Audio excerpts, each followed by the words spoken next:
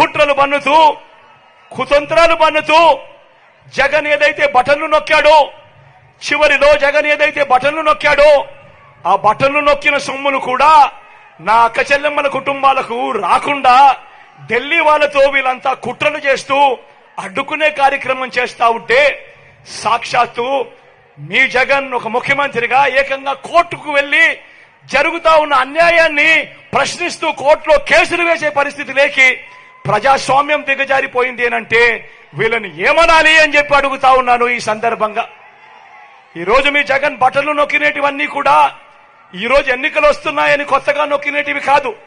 జగన్ ఈరోజు బటన్లు నొక్కినేటివన్నీ కూడా ఈ 5 సంవత్సరాలలో ప్రతి సంవత్సరం జగన్ బటన్లు నొక్కుతూ నొక్కుతూ నొక్కుతూ నొక్కుతూ నొక్కుతూ ఉన్న స్కీములకే బటన్లు నొక్కాడు జగన్.